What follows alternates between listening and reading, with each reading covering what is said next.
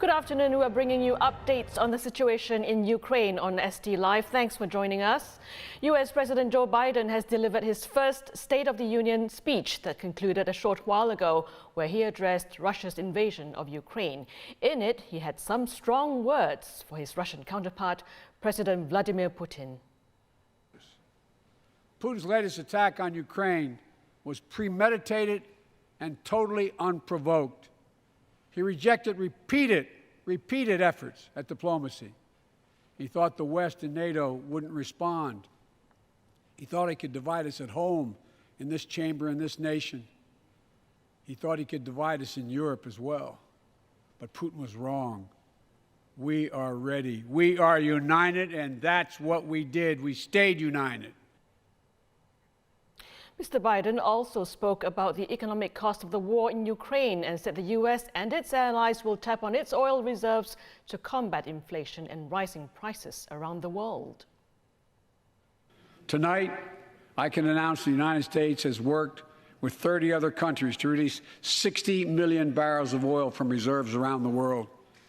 America will lead that effort, releasing 30 million barrels of our own strategic petroleum reserve. And we stand ready to do more if necessary, united with our allies. Almost 1 week into Russia's invasion of Ukraine, and Russian forces are intensifying their assaults on main cities. Overnight strikes have resulted in deaths and damage. 2 Russian missiles struck a TV tower in the Ukrainian capital of Kyiv, knocking out some access to news and broadcasts. The Ukrainian emergency services said 5 people were killed. Ukraine's defense minister said the Kremlin aimed to cut off a large part of Ukraine from the internet and communications. The Russian military campaign appears to have shifted toward targeting civilian areas with increasingly powerful weapons. Russia warned Kyiv residents to flee their homes and rained rockets on Ukraine's second biggest city of Kyiv. And let's get some perspectives from a military analyst. Dr Samir Puri from the International Institute for Strategic Studies joins us now. Dr Samir, good to have you with us. Russia's invasion of Ukraine seems to be entering a new phase. Since yesterday, we've been seeing images of a huge 64-kilometer convoy making its way to Kyiv. Now, to the untrained eye, these look like sitting ducks waiting to be attacked. But from a military stand, what can you tell us about the significance of this massive convoy? Well, it looks very much like something very worrying for the residents of Kyiv is awaiting them on the northern motorway, which leads up to Belarus. Russian forces reached Kyiv last week on Friday, just a couple of days after the invasion began. But these appear to have been quite light Russian formations. Perhaps they're mounting probing attacks. They reached northern residential districts of Kyiv. There are no armored vehicles. There's no sizable Russian military presence in Kyiv right now. But this convoy appears to be precisely this, an invasion force that may either directly enter Kyiv or perhaps it might contribute to an encirclement of the capital city, because there are also Russian forces approaching from other directions. And the final observation on this, then, is that there is no airstrike that the Ukrainian Air Force appears to be able to mount against this convoy. Perhaps they look like sitting ducks, but it would appear that Russia has more air superiority now than it did in the opening days of the campaign. Now, talking about air superiority, we're also seeing heavier bombardment of the cities in Ukraine. What do you think is Putin's military aim, and what would be a win for the Russian forces? Well, no one entirely knows, because ultimately Russia has undertaken a really ambitious military campaign, which is to decapitate the Ukrainian government and to defeat the Ukrainian military. I'd say that the bombardment of the cities is more a signal of what will come if the Russian military moves in to take these key cities, many of which it hasn't taken. It's encircling them.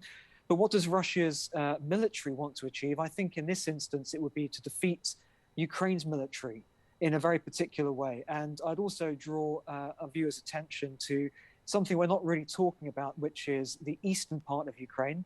There was a war going on there, a low-intensity war since 2014. There's a sizable Ukrainian military presence in the east of Ukraine. It could potentially be cut off if Russia's advances from the south, from Crimea, and from the north through Kharkiv actually are able to cut off that Ukrainian military presence in the east of the country.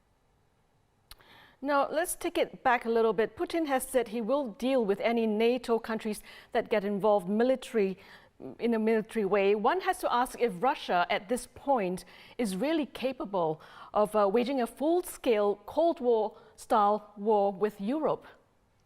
Well, the Cold War didn't involve a war involving Russia. It involved conflicts in places like Vietnam and Afghanistan. But during the Cold War, there was no direct confrontation between the Warsaw Pact, Russia, and NATO. Russia is already in a state of Cold War with the West. Arguably, it's been under sanctions, lighter sanctions, since it annexed Crimea in 2014.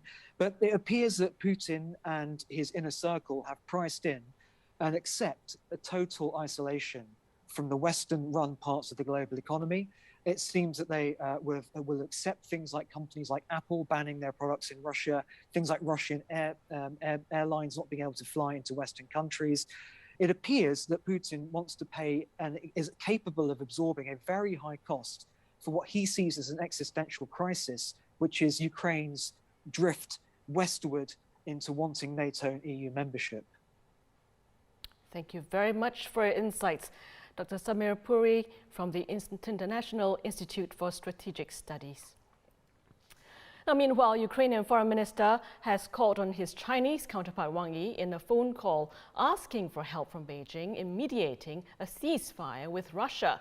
For more, Danson Cheong from Straits Times China Bureau joins us.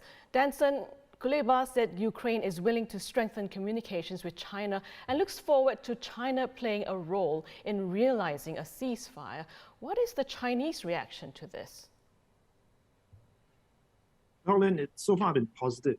I think the general sense here in China is that the war is going to destabilize the situation in Europe and the world, and it's not going to be in China's interest, especially in a year where the Communist Party is going to hold its very important party congress. So I think this, but I think it's also worth noting that this suggestion, for China to play a role as a mediator, was put forward by the Ukrainian foreign minister and not China, and as far as I know, the Russians have not made the same request of China. But I think the fact that China chose to highlight this, in its statement of the call between the two foreign ministers, I think is significant, and I think it shows China's openness to something like this. I think going forward, the question is, if this really does happen, what sort of role, does this look like? How can China play, such a mediating role? So, Danson, why do you think China is trying to do this now? Well, I think let's look at it this way. I think since the conflict started last week, China has been calibrating its position on the war. At the start, it was blaming NATO and the US, for starting the conflict. It says, it understands Russian security concerns. At the same time, it says, national sovereignty and territorial integrity of all countries should be respected, although it doesn't specifically mention Ukraine. So, many people have, pointed out that China is trying to balance what they call competing objectives.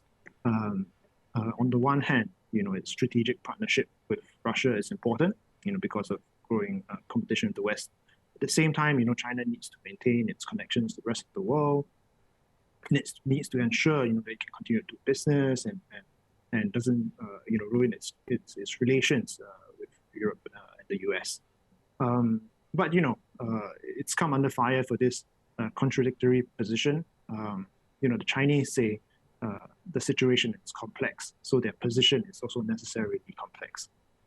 But outside of China, Beijing has taken quite a reputational hit for its position. So I think this phone call between Wang Yi and his Ukrainian counterpart is the first, high-level contact between China and Ukraine since the invasion started last week. So I think that's significant. I think it's a sign of China further, calibrating its position. And I don't think, that the Russians will be very happy about that. But at the same time, I think China also sees an opportunity here. And to answer your question, there was this Chinese scholar who wrote recently that great powers, not because of their ability to wage wars or change the status quo, but because of their ability to keep the peace. All right, it'll be interesting to see if China can resolve this crisis in one way or another. Thank you very much, Danson Cheong, our China correspondent. The UN Refugee Agency says the situation in Ukraine could become Europe's largest refugee crisis this century.